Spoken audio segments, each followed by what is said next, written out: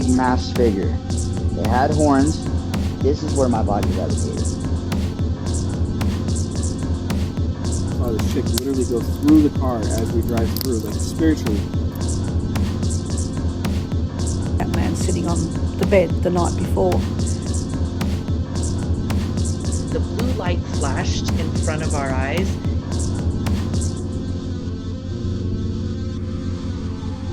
Take a walk with me to the dark side, where the spirits are archived on the far side. Shadows with dark eyes and creatures that tell lies.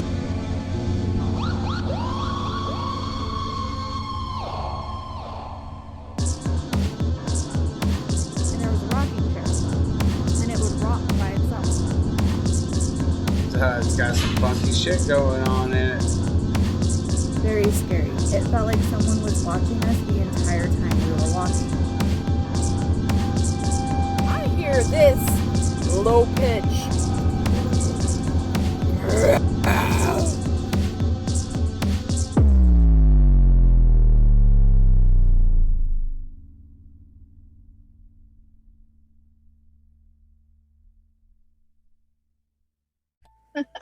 So, welcome to another episode of Let's Talk Ghosts. I'm your host, Sunray.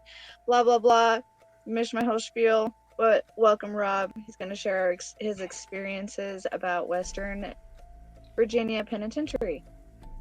Yeah, what's up, everybody? You probably have seen me on MadWack's channel once before, so figured I'd slide through, show some love to this channel. Can never show too much love, but let's go ahead and get into it. We got some photos that I took during my tour of Moundsville State Penitentiary. It was basically the former State Penitentiary of West Virginia up until they closed it, and then they moved it to another part of the state and made it co-ed. The Moundsville State Penitentiary, before they closed it, did become co-ed for a little bit, but they still had to separate the males and females from one another for whatever obvious reasons. I'm not sure why they did that, but it probably was a state law, but they did that. The photo that's on the screen, as you can see, they established it in 1866. Prison for men and women convicted of felonies, so like murders, you know, the really bad stuff that you could think of. So basically, like, they also had the death penalty up until it was abolished in whatever year they abolished it. I want to say it was 1965. Yeah, 1965. So their main methods of execution of the inmates were hangings and also electric chair. So they did both of those. They didn't do lethal injection or firing squad.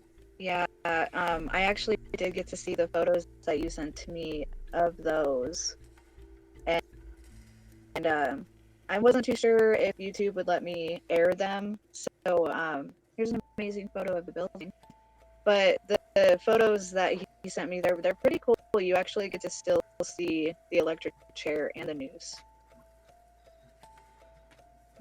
Right. And we can touch on those. Like, we could probably talk about them, but, you know, YouTube's rules, they're very, I would say, family friendly, so to speak. Mm-hmm. Even though there's like no blood or anything on the noose, the fact of a noose just being there, it's going to offend somebody. Oh yeah. Regardless. And my channel is still so small, I don't want to risk offending anybody or violating any standards. So, but if you want to check those out, you probably can Google them or go take a tour yourself. Do you want to touch a little bit on some of those photos and what you learned? Yeah, so basically, like, there's even YouTube channels that people have gone through and done the same tour that I did. Mine was a little bit different because the day that I toured, it was in the middle of the summer. They also used the penitentiary facility, especially the yard area, for like law enforcement and fire department training.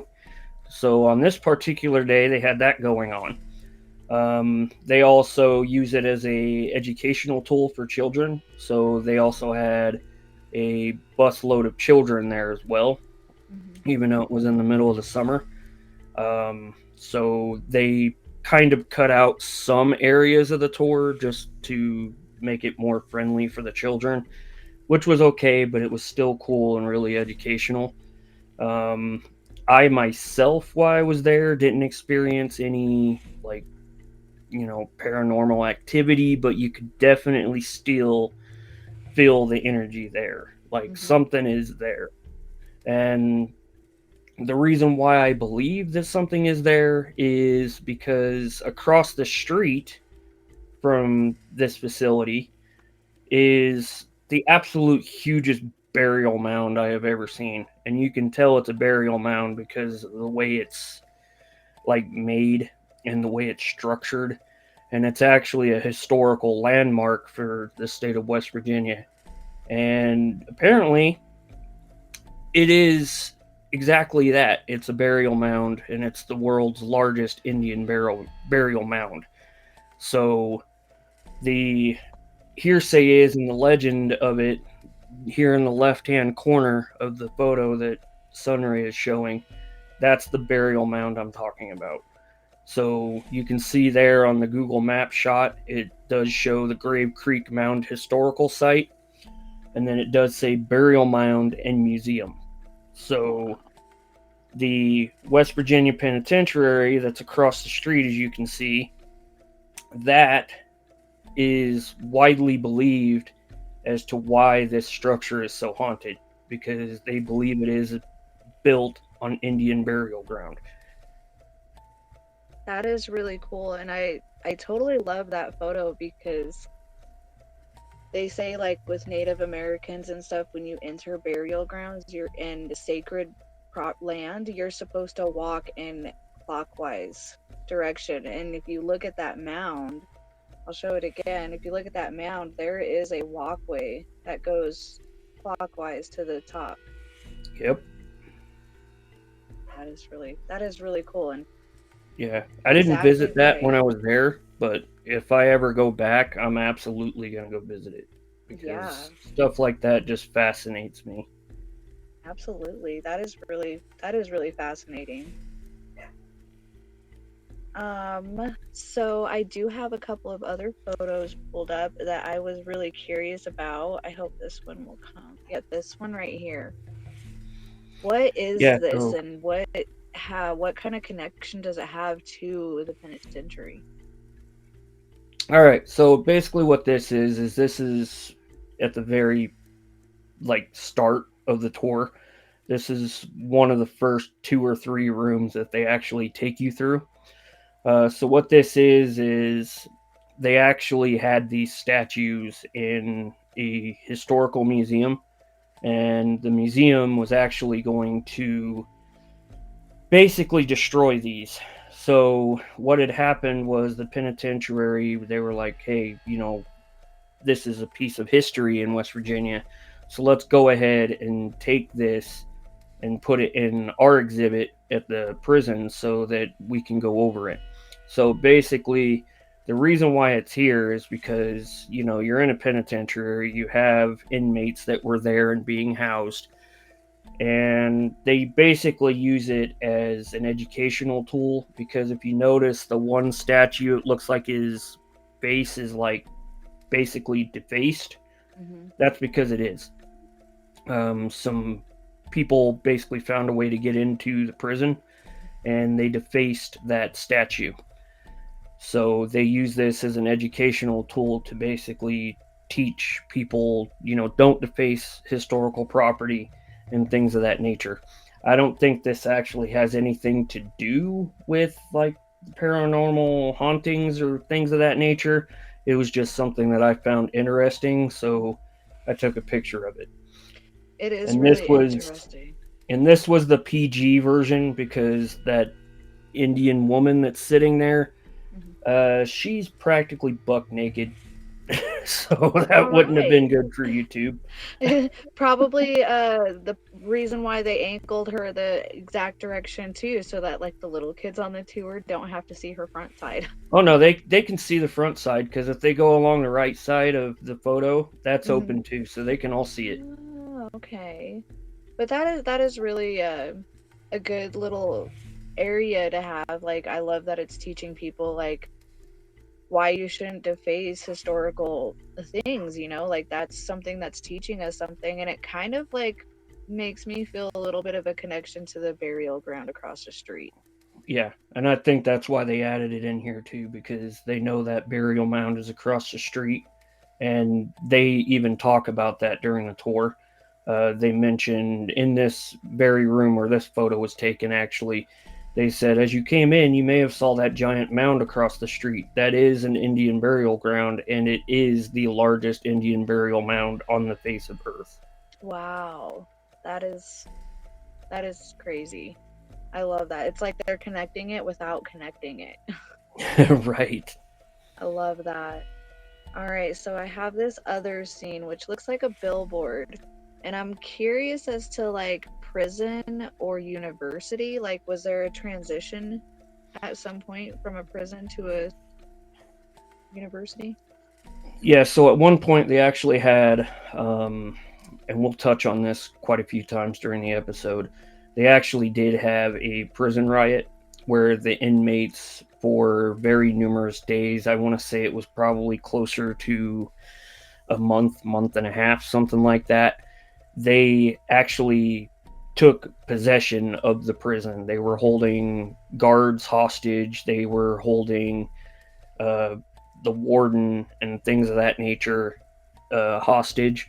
And then it became a huge thing where they had to involve the state government. They brought in negotiators and things of that nature. One of the things that they negotiated was, we want to get an education while we're in here. Like, we may never get out of here, but we would feel better about ourselves if we had some sort of education. So that was one of the demands that they met during the um, negotiation process.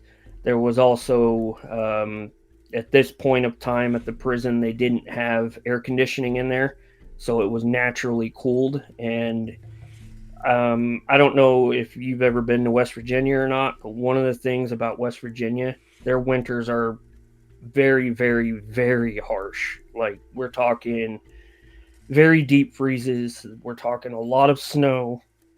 Um, we're not talking like on the West Coast where we get like 6, 7 inches of snow and we're like, oh, we have to close down the whole state.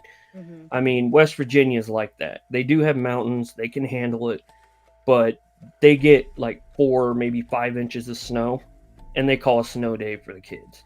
Like, they don't play around on the East Coast when it comes to that. Wow. West Coast, we're just like, we'll roll the plows, we'll salt the roads, and it's a normal day. Even if it's up to my waist, I still gotta go to work. Right, which is where you get that whole, back in my day, I walked up and down the hill 6 miles a day, barefoot, to go to school. You Other kids than don't being know anything. barefoot, I actually had to do that. Walk uphill in the snow to school every morning.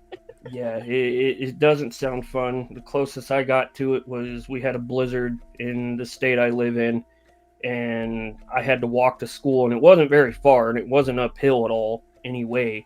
But the sheer amount of snow we had, I'm pretty sure I got some sort of frostbite on my feet walking to school. I mean, it was bad. I wasn't barefoot or anything, but it was still cold enough that you could feel it through your shoes. Mm-hmm.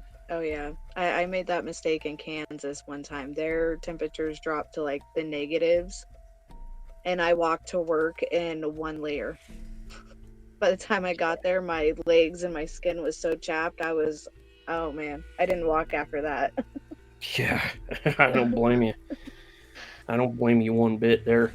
So I want to ask a little bit about this riot, because I think I might know because I've seen a lot of stuff on this place, but I want to make sure. I don't want to say something that actually was at a different penitentiary. So, do you know why they had the riot to begin with, other than the cold temperature and the education?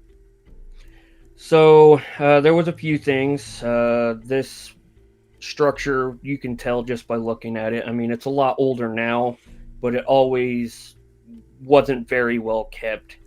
The state of West Virginia didn't really pump a whole lot of money into upkeep when it came to their prisons back then. So basically, one of the things what the inmates would do is there's a hallway during the tour that you go. I think they bring you into the kitchen area. They go in, tell you about that. So the kitchen was actually part of the negotiations for them to stop the riot. They wanted an all new state of the art air conditioned kitchen area for the inmates. And then, as part of the university thing, they actually did have inmates that took culinary classes so that they could actually cook for the inmates while they were there. And that was part of it. Another thing was they actually had rat infestations. So they were having rats run rampant. They were going in and out of the cells. They were biting and tearing up like the beds and things in the cells. They were basically doing what rats do, you know, relieving themselves wherever they wanted to. And, you know, it was just bad. So it gets to that point, and they either have to condemn the prison to make it unlivable by whatever standards, even though they're inmates. But back then, they treated inmates a lot worse than they do now. Like, I know people that are either currently incarcerated or have been incarcerated in the last 10 years, and they're like, you know what? You actually might get treated better in jail sometimes than you do outside of jail. Yeah. And it's just funny how things have changed when it comes to that. But basically what they would do is on the other side of the kitchen, you come out and you're in this other hallway, and this is like literally on the back side of the prison right before you get to the yard area. And what they have is they have windows there. So they stop you as part of the tour, and you know, you're thinking, what do windows have to do with this? But what they go into is, keep in mind the harsh winter that I just brought up earlier. So the inmates would actually find something to throw through those windows. And they would do that to get air conditioning during the summer months. Because on the flip side of West Virginia, you have tremendous humidity. So anybody who's ever dealt with humidity knows that it makes summer weather 10 times worse. So you're in an unconditioned prison. So they're throwing rocks and stuff through these windows to get air. And the warden kept telling them, you keep knocking the windows out, I'm not going to replace them when the wintertime comes. And the inmates are like, oh, we're going to call your bluff. You're not going to do that. The warden was serious. He did not fix those windows that winter, and people died of hypothermia as a result. Wow. That is tragic, and that is definitely some of the things I remember being told and learning about the conditions that they were in. You know, like, yeah, they're prisoners, but they're still human beings. They're still living people, you know, you have living conditions for them. I had heard their food was absolutely terrible, Horrible. almost unedible. The treatment that they got by the guards and the officers and stuff was terrible. Like, it was just an awful situation, and they almost had to do that riot just so that they could survive. It was absolutely necessary. That riot had to take place so that the conditions would get better. And they did, and they got better up until the point when they did close it, which I believe they closed it in 2005 or 96 or something like that. And then that's when they built the new prison and extradited all the inmates over there. Wow. Is there anything else you want to touch on this topic? Because I have one more photo I really want to ask you about, and then it's all yours. No, we can move on, and then we can touch on some of the other ones we don't necessarily have photos of, but we can talk about it because that's where a lot of the real paranormal happenings start coming in as part of the tour goes and over the stories of this place, because it is one of the most haunted places in all of America, not just West Virginia.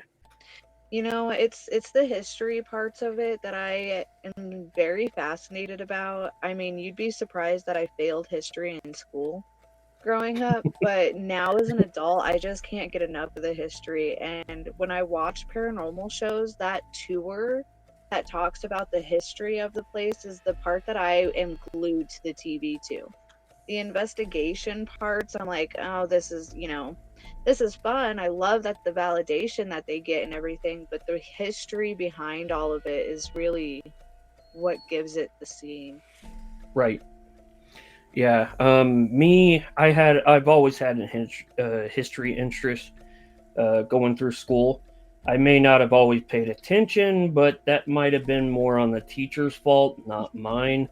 Um, the one thing that I was always really interested in was, ironically enough, the wars. Like, I don't know why, but something about wars I've always been fascinated by. Like, why did they start? Why did they go as long as they did? Like, who started what to put this whole thing into motion? It's like, why do people do what it is they do for wars to start? And it's just stuff like that has always interested me. And up until that point of my history class, I didn't really care. It's like, oh, the signing of signing of the Declaration of Independence. Okay, that's cool, but it's not really all that fascinating to me. I mean, it's important to know that information, but like, just tell me why somebody's bombing somebody else, or tell me why two nations are at war, and like, what are their grievances with each other, and like, let's figure this out. And like the history of why things are the way they are. Like, why is this building haunted? Like, it's an ordinary building. Like, why is something still staying at this building when they're not even physically here anymore? So it's stuff like that it just really makes me think, and it's like, what's going on? You definitely like to know the whole thing, kind of like war. Like, okay, great, I know it happened, but explain it to me. Tell me why and how. Same thing with the hauntings, what kind of tragedy or something, what kind of event happened that impacted this place so much that there are still spirits from over 200 years ago still in this building. Right. Like, why can't they leave? Why are they trapped? Like, what can we do to help them pass on and go to where they initially wanted to go in the first place? Now, you see, if we were to help all of those spirits pass on, we wouldn't have any haunted places. Right. So, ghost hunters, when you're going to ghost hunt these famous places, don't be trying to cross everybody over, because we need an attraction to still go to. Yeah.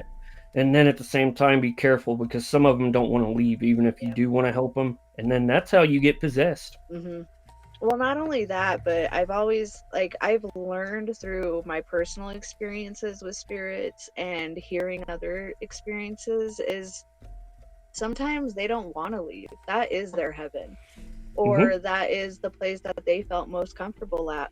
Why would you want to go somewhere that you have no idea even exists if you were perfectly happy right where you are? Oh yeah. So like a lot of spirits just, they like being there. They know they can freely come and go, but they choose to be there. Yep. Exactly. And then, on the flip side, there's something that happened to them, and they're trapped, and they're like, we can't leave until this is solved, and you guys know what happened to me, then I'll pass, so go on. So closure. Yeah. All right, so this is the next photo that I want to know. You said there was a pretty good story behind this. all right, yeah, so where this photo was actually taken, this was where they used to have the family visits with the inmates whenever the inmates would have visitors. So in the corner of this room, which I don't have a picture of, you got to remember, this is still a state prison. These are felons that we are dealing with. So they're not going to have, children and women and family members here and not have some sort of protection. So in the corner of the room, there is actually a cage where the guards would come in and they would be watching over them, similar like they would do if they were in the yard. And back then, in the 1920s and 30s, their weapon of choice to protect was shotguns. So, the kids would walk into this room, and before these pictures were actually painted, which they were done by inmates, actually, you can imagine being a little kid and you don't understand why there's some scary looking guy in a uniform looking at your family member, looking like if he has to, he would do harm to him. So to put the kids' minds at ease, the inmates took it upon themselves to paint these Ninja Turtles on the wall to put their minds at ease, so that they didn't pay more attention to the guards that were standing vigil over the room. And it seemed to have worked. Now, for the Ninja Turtle buffs out there, what is wrong with Raphael's belt? I can't see it good enough on my little screen. Hopefully the viewers can see it. So there's a circle with an L in it, and it's painted blue. Oh. That's not Raphael or Leonardo. That's Raphael, not Leonardo. Now that's funny. That is funny. But good job considering, Yeah. So, and then you can see off to the right there, that little blue guy with a bow staff. That's actually supposed to be their depiction of Shredder. Oh, okay. I like that, and I'm glad that the inmates, were like, we need to make these kids and these family members feel a little more comfortable because it is kind of crazy in here, and they went and painted that. That's pretty neat, and kind of just shows that even though you fuck up in life, you're still human. Right? I mean, you messed your life up doesn't mean you need to mess the little kids' lives up by traumatizing them half to death. Yeah, and visitations for children they can be pretty traumatic just because of the facility and the guns and the officers and whatnot. So I'm sure that especially with the age of the children, because they go there, they see their dad, if that's who's in prison, and they're like, why isn't dad coming home with us? Like, they don't understand. Exactly. All right, so I have one more photo saved, which is the one that is on your shirt. Do you want to talk about that yet, or the floor is all yours? So we'll go ahead and we'll go over some other stuff real quick before we lead to that one, just because the photo that we are going to talk about, anybody who's into the paranormal has probably seen this photo once or hundreds or thousands of times, because it is a very famous photo. Anybody who knows the lore of the building that we're talking about will know exactly what photo it is without seeing it, hands down. And I'm sure the comments when this video does go live, it's gonna be, yeah, we know that photo. That photo's crazy. It's awesome. And then they'll share their takes of it and things that they may know. And that's really honestly what I'm hoping is going to happen with this video. That there's going to be a huge conversation. So we'll get it there, whatever it takes. But to go and touch up on it, the backside of the prison, which I do believe I sent you a photo of that. Yeah, so this photo right here is actually the backside of the prison facing the yard. So you'll notice right there in the middle, there's that little kind of like patio / balcony there. That is actually where a guard would be positioned, watching over the yard in case a huge fight happened or anything of that nature. And then they would actually have guards walking up along the top right there, not in the middle, very, very top, but we're talking the sides of the building. They would have guards there. Plus, they would have guard towers outside of the yard, typical yard type stuff when you're at a prison.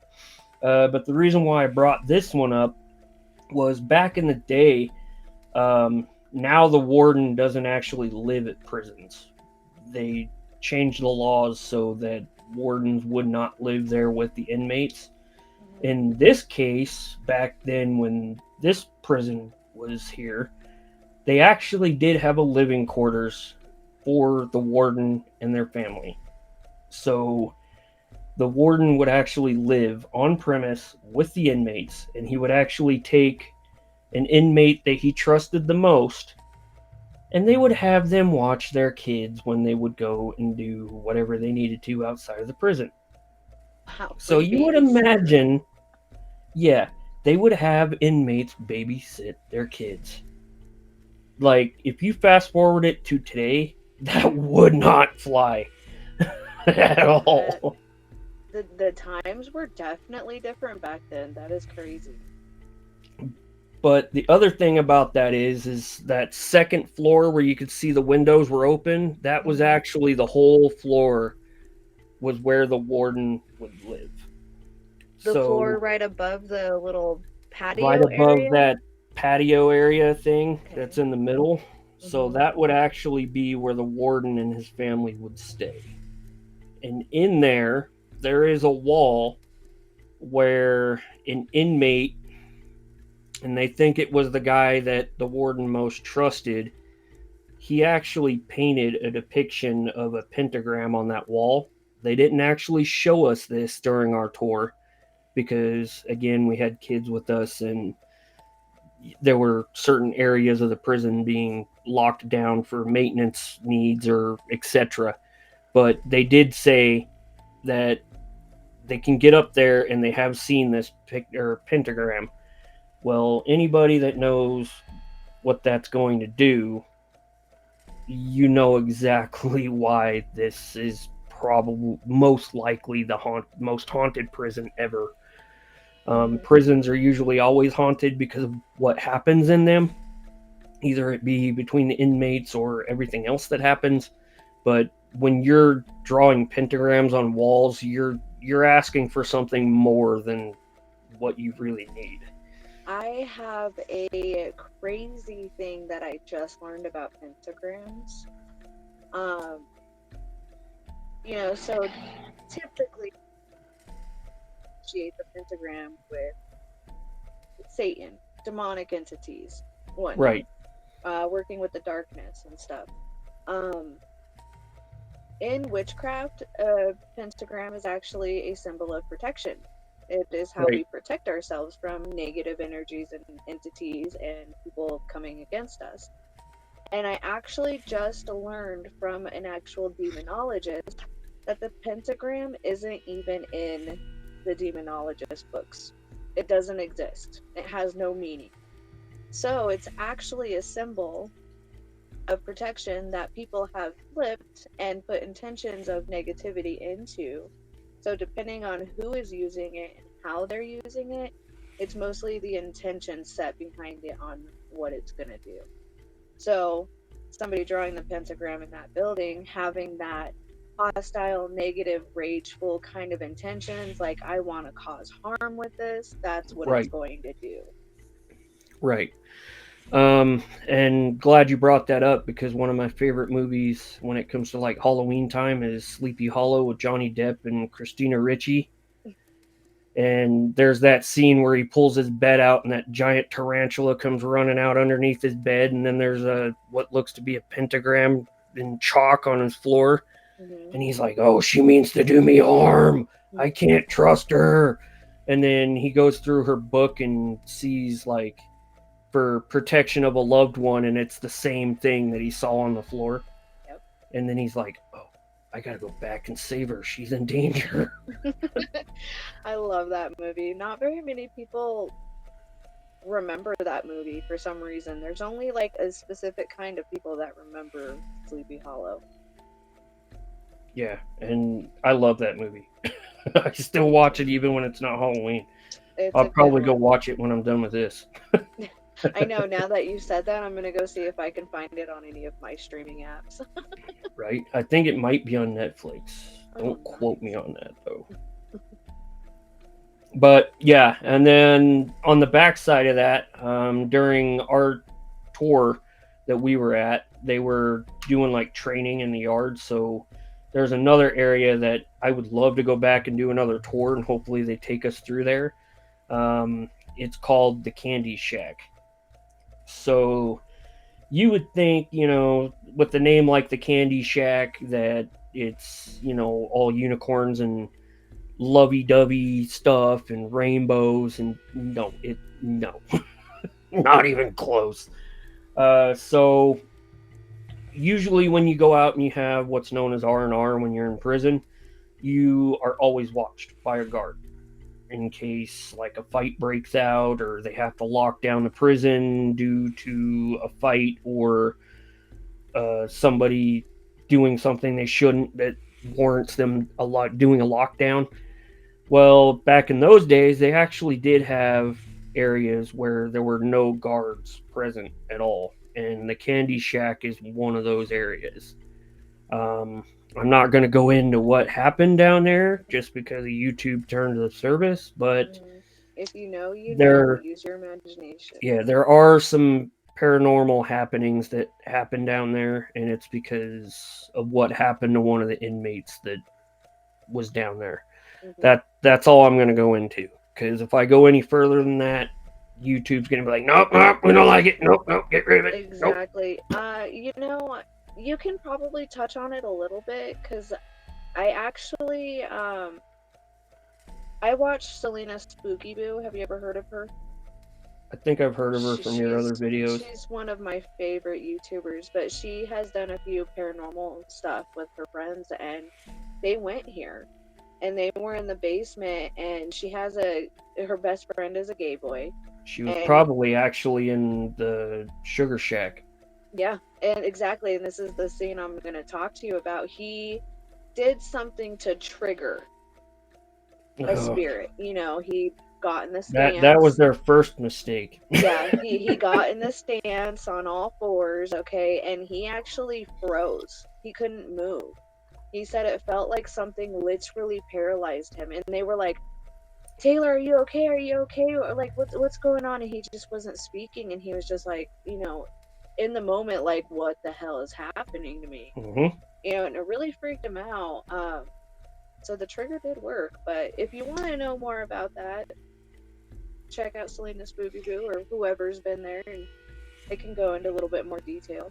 Yeah, so basically what had happened to this inmate, word got around to the other inmates that he was a snitch, which anybody who knows, you don't snitch on any of your, prison mates. You just don't. That's going to put a target on your back that you don't want. So basically, a lot of these inmates cornered him.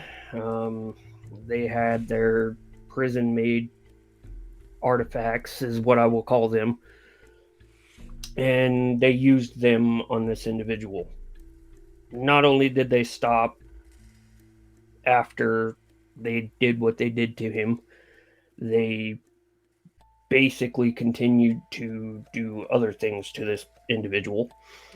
And that's only one of a few murders that I know of happened in this particular Sugar Shack, and it's not very well lit either.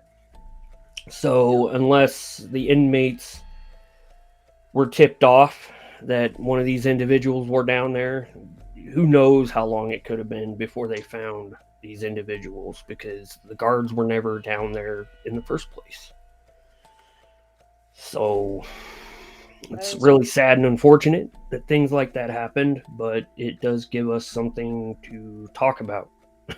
Most definitely. And I think it's like these really terrible and bad things had to happen so that there could be room to grow. There could be ways to improve, jails aren't like that anymore. I mean, there is still some messed up stuff that happens in prisons and whatnot, but they don't have that kind of, areas anymore to just hide people in and do those terrible, awful things in. So, right. The unfortunate happened, but it opened eyes for people and made new and things changed for the better as a result. Because sadly, us humans are disgusting creatures. We will do god awful things to people.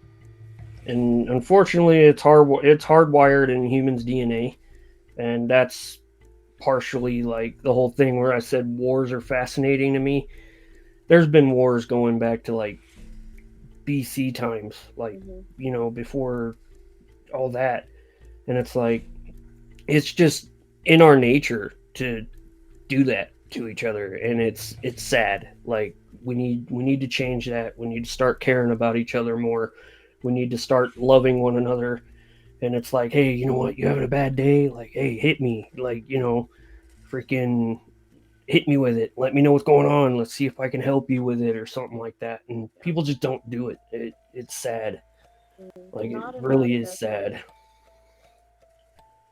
But one of the other things I wanted to touch on, kind of roundaboutly, like we said at the beginning of the show, I did send in a photo of the noose, which we will not show because of YouTube's rules.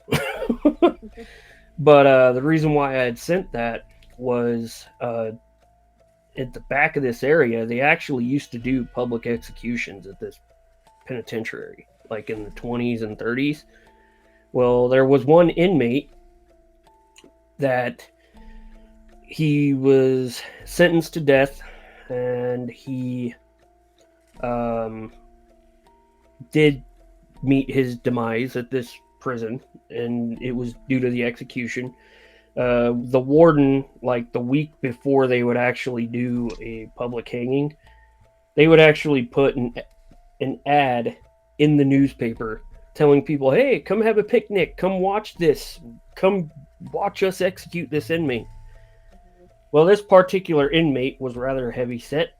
He was rather tall, and they would make the noose fresh every time. So they would use new materials. Well, what had happened was this particular inmate, they made it too long of the thing they needed to do the job. They had like this huge structure. They call it the wheelhouse. And basically what they do is they have a horse. They come in on the underside of it, and then there's like the wagon bed behind it. So as they go and do the hanging, they drop the inmate out of the top.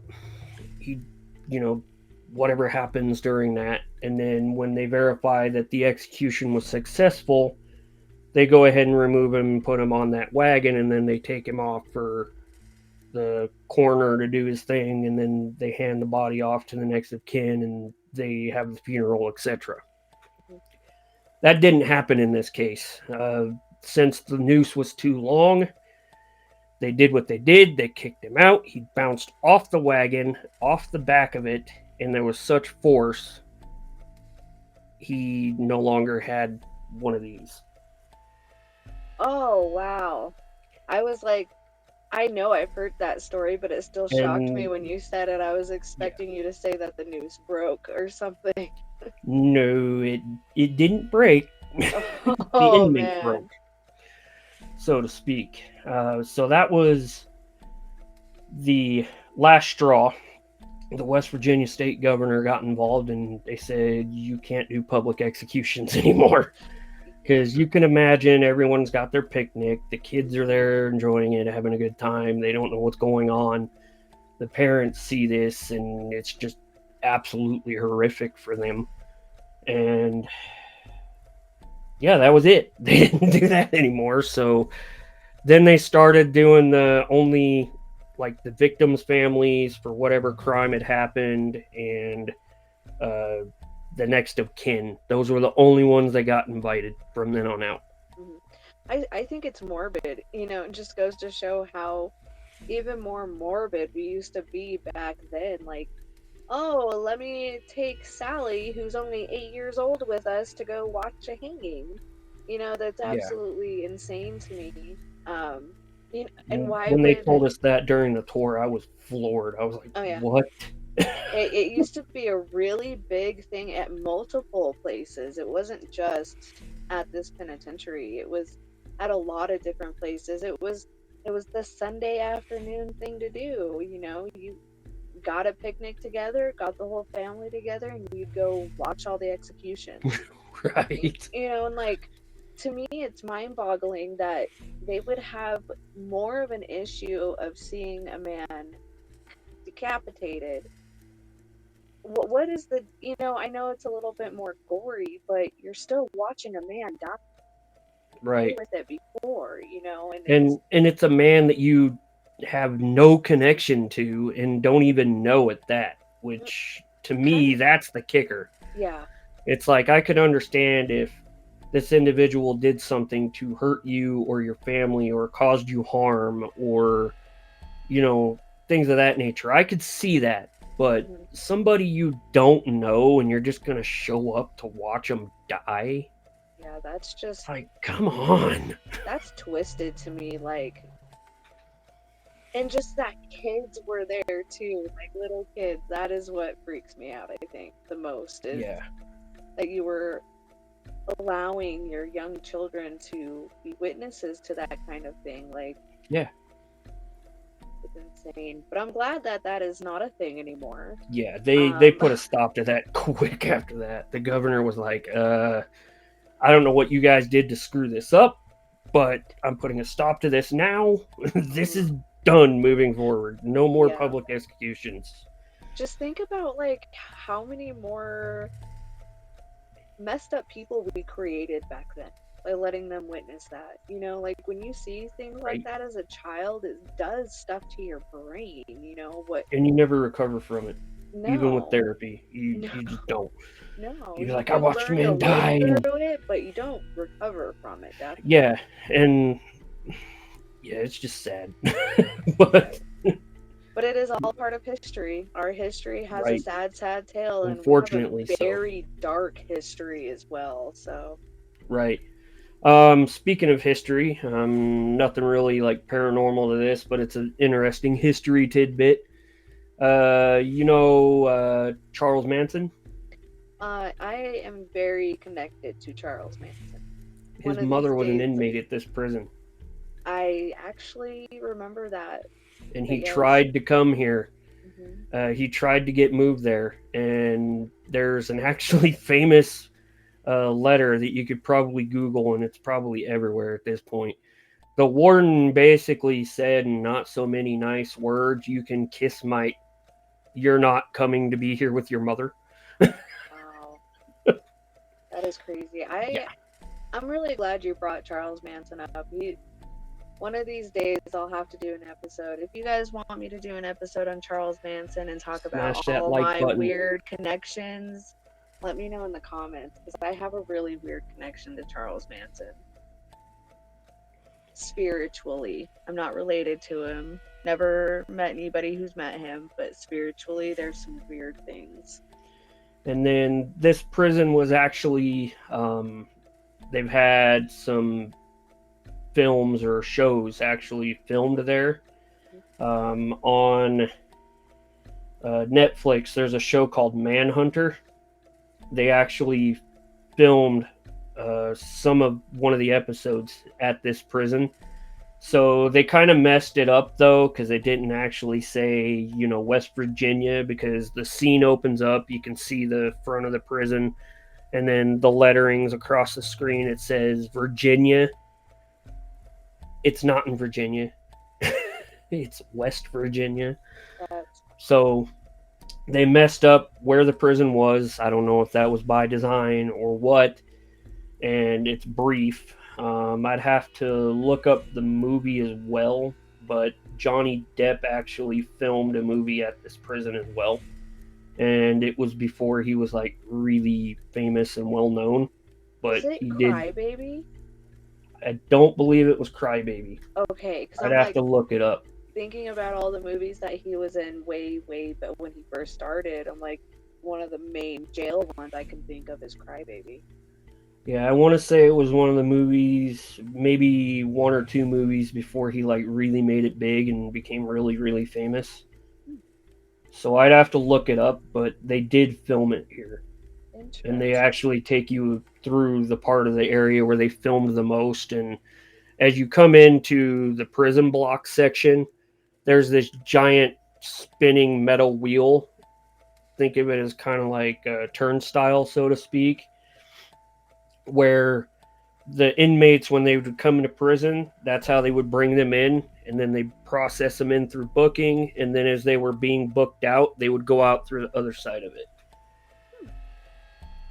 And they filmed a scene with that, so I don't know. I'll have to look it up and then let you know what it is. That's pretty cool. If I figure that out before this airs, I'll add it in somewhere. Yeah. You could probably pull it up on like Wikipedia and it'd be in there, I would imagine. So then at the end of the tour, basically they take you through like all the cell blocks and stuff. They give you an opportunity to actually be locked down into a cell block if you wanted to. It's kind of cool to hear like some of the cell blocks still work, so they would put you in there, and then at the end of the tour they actually take you down into the gift shop, which is where that Prisoner University newspaper clipping that you showed earlier was. Mm-hmm. And then they actually have a binder like this big filled with like pictures of like photos of ghosts. And so cool. We can use that as a segue into that photo that we mentioned earlier. Well, I actually did save one of the cell block photos. Yeah, so this is what your cell block would look like. Initially, you would have a bed or a mattress there. They wouldn't just have you sleep on that metal latticing, so they at least did have some sort of rules in place for you to be able to sleep on your bed. Mm-hmm. But these are definitely not standard issue cell blocks anymore. Cell blocks are a lot larger than this. Yeah. Well, and I had also heard that they used to actually cram like 3 to 4 people in each cell block. Yes, they would. So imagine being in there with 3 other people, sleeping next to that toilet while someone in the middle of the night's using it. Like that's part of the conditions on why the riot happened. And what's even worse is that bed, that's the only bed that's in these cell blocks. They didn't have a bunk system. That was only one bed. So you had 2 inmates, if they were in there 3 deep, sleeping on a cold concrete floor. And there's even more to this, like thinking about the conditions that they were living in with no air conditioning during the summer and no heater during the winter. Like, could you imagine having to use that toilet in the middle of winter or in the middle of summer? Like, especially the winter, that thing would be ice cold. Oh yeah, terrible conditions. So leading into our next photo, how would you like to start? So the famous photo that I was referring to earlier is known as the Shadow Man photo. So this photo was taken by a woman. Her name escapes me right now, but we could probably pull it up, see who took it. She had taken a tour, and I want to say this was probably late 90s, maybe even before that. I don't really know when it was taken, but that doorway that shadow figure is actually standing in is the entrance to the kitchen. So they believe they have actually identified the figure that is actually in this photo. He was an inmate, and according to what they would tell us on the tour, this individual loved to eat. He was always hanging around the kitchen whenever they weren't in their cell. So anytime he had a chance to be either in or near that kitchen, he was taking that opportunity. So this individual that took this photo, she's walking down this hallway, and what this photo doesn't really show is how large this hallway really is. So this hallway is absolutely massive. It goes for probably 300 to 400 feet in length when you come into it, and it is kind of like a couple minute walk to get from one edge of that hallway to where that door is at. So she is probably maybe a good 150 yards from that door when she took this photo. She just felt like something was there watching her, and she couldn't get over this feeling that something was there.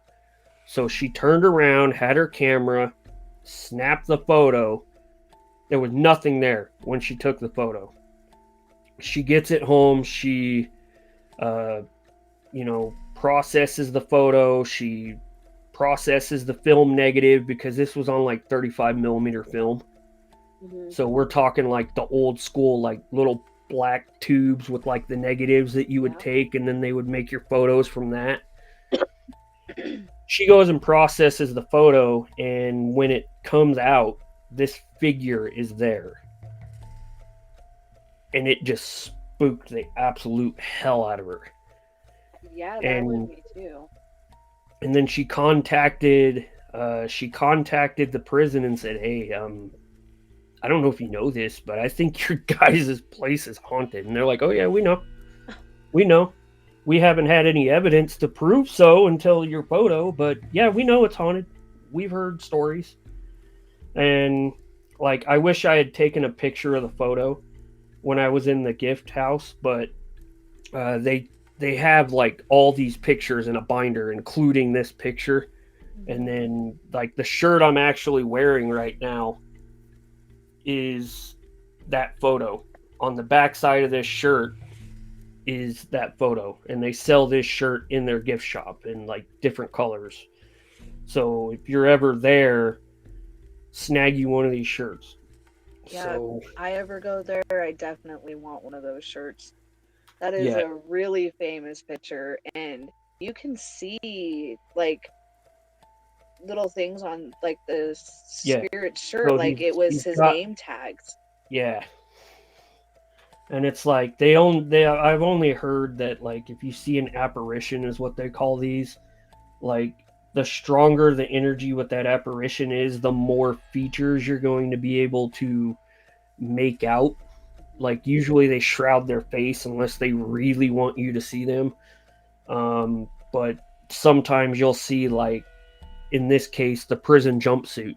Like you can see the markings of where the inmate's like prison number was or their name, and like now they just silk screen that on is what they do. But back then they actually sewed patches onto the prison jumpsuits. So that just tells you how long ago this individual was in prison, and he more than likely died there. I mean, he was probably one of the inmates that they executed, or maybe he just died of old age, because some people just died of old age before their sentencing ever came, or they were there for life without prison or life without parole. Or all So, those people who froze to death because they didn't fix the windows, you know. right. Exactly. Then, like, we'll leave you with this.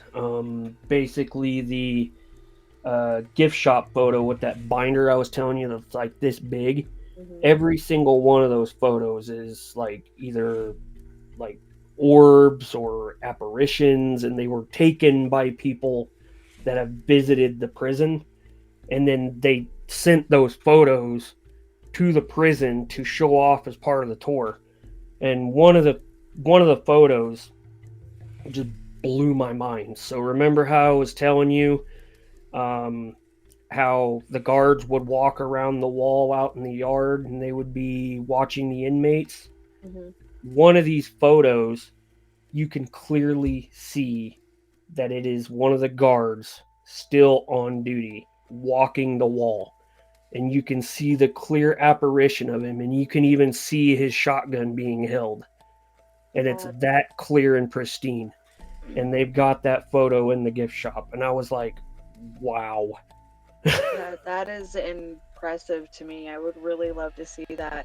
You make me very excited to go see this penitentiary.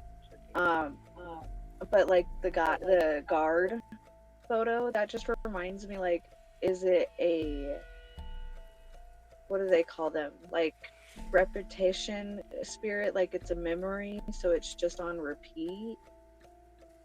Or did that guard die there maybe He during died the there. riot and he's still overlooking the grounds? He didn't die during the riot, but he did. I guess at one point there was a breakout during when they were in the yard, and the inmates had a hold of something and they threw it up at him, and they placed his throw so well that it actually hit this particular guard and he fell to his death. Oh, that's crazy. Very interesting. Thank you. Because So I much even for had, sharing like, that. the interesting thing about the tour guides, some of them are actually ex-inmates that stayed at this facility, and they take you on tours of it. So the Wow. stories that they are telling you, they're not made up, they're not fabricated, they witnessed them themselves. That is absolutely fascinating. I love that fact. I didn't know So, that. I think it's, I know you watch it, the Ghost Hunter show with Zach Bagans. I watched The some older of his episodes, stuff. not the new ones, like after they got caught, like faking their investigations and I things of that nature. definitely grew up watching him, so yes. So, one of their early episodes, they actually did go here and do an investigation. And I want to say that one of the guys they interview, he's like this big old burly guy with like a thick biker mustache in the episode. He's actually he was an ex-inmate of this prison, and he's the one that walked them through in the daytime before they locked him in there for their investigation. That is pretty cool. That's like firsthand. Like, not only are you going to be talking to the ghosts and the spirits later on, but you just had a tour for someone who experienced it in their real life. That's Yep. I don't know the word for it right now, but it's more than crazy. Yeah. And then what's even crazier is this prison. I really hope in your lifetime you get to go experience this, because the first thing that you're going to notice when you go up to it and you put it in like your GPS maps and it tells you where to go, you're driving through this freaking like fancy little old school freaking like colonial style neighborhood where people actually still live today. And then there's this massive medieval looking structure that looks menacing, and it used to be a prison. And people lived across the street from this prison. Well, yeah, when they went and watched the executions, they just had to walk across the street. That was perfect living. Yeah. And it's like, that was the thing that blew my mind. It's like, they put a prison this close to living areas? Like, they don't do that now. Well, I don't know how old the prison is out here, but the ABC bomber was actually at the prison out here in Littleton, Colorado. And this prison is literally like right in the middle of Lakewood. You know, like there's a Walmart 5-minute walking distance from it. There's apartments, there's schools, like all of this stuff right next to a prison. And there's actually a school bus storage right next door. Wow. And I remember like about 15-ish years ago, there were people walking around with petitions to either get the school bus place moved or to get the prison moved, because they were like, what if an inmate breaks out of prison, goes across the street and steals a school bus and goes kidnaps a bunch of kids? Like, let's think about this. Or worse. Mm-hmm. Or hides in the school bus and, you know, whatever. But it just, I remember them being very upset about it. I don't know why, but when you brought that whole thing up, I think of Nightmare on Elm Street 2, where Freddy's driving the school bus. Oh, those are some good movies. I grew up on those too. But yeah, that's pretty much my experiences there. I mean, I do have some other stories, but you know, I would pretty much have to, like, if you ever started up a Patreon, we could like pre-record all those, and then you could put them up on there and be like, you want to hear the really nitty-gritty stuff? Like, sign to my Patreon. Yeah, I was actually thinking about that. I do have a Patreon, actually. I just haven't uploaded anything to it in a couple of years. It's kind of, they have like a difficult process. You have to upload your video through several different sources to even get it onto Patreon. It's very odd. But yeah, I think that's something I'll look more into again. And when I get it set up, we'll talk more about the nitty-gritty stories of this experience and the other experiences. And then we can like show all the other photos and things of that nature, because I sent her other photos. Like in the gift shop, they actually have like things hanging up on the wall of like all the homemade artifacts that the inmates would make, and there were certain tools that the inmates would try to use to try to escape the prison, and they're really elaborate. Like they look really archaic, but when you're in that situation, you don't care what it looks like, you just want it to work. Exactly.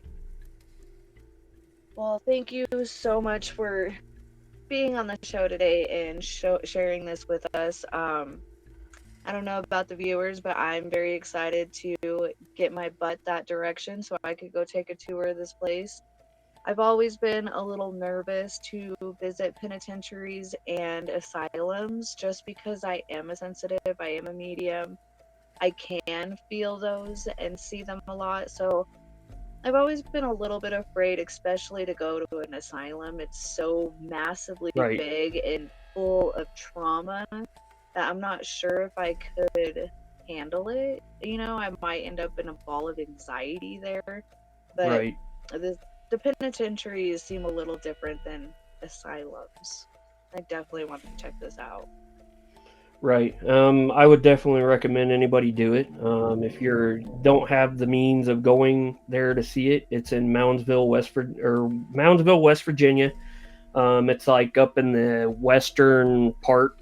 Like it's got that key hook that's right up here, and it connects to Pennsylvania at the top. So if you ever do like go in there, you fly into Pittsburgh, rent a car, and it's literally like maybe 3.5 hours south of Pittsburgh. But you'll see some really beautiful scenery going through there, and you'll get to experience what I like to call the country roads of West Virginia. So basically what those are is like windy turns going around hills and mountainsides. But if you love your scenery and you love seeing all that, I would fully recommend you go in probably mid-spring to early summer. I wouldn't recommend going in the winter because those mountains get pretty treacherous with all the snow and stuff. And then springtime, you got all that snow melting off, so you got to contend with possible floodwaters. So middle of spring, early summer, that would be when I'd recommend you go if you ever do make a trip out there. Wonderful. And I can say that because I was actually born in West Virginia. You're like, I know from experience. Well, thank you, man. I appreciate you. If you ever want to be back on the show, let me know. Thank you for having me on. Yeah, absolutely. Till next time. All right, guys. Thank you so much for tuning into Let's Talk Ghosts with Sunray. I hope you appreciated it and love this story. If you did like it, go drop me a like, subscribe to the channel, drop me some ghost emojis, and all that fun jazz. Till next time, keep it creepy. Bye.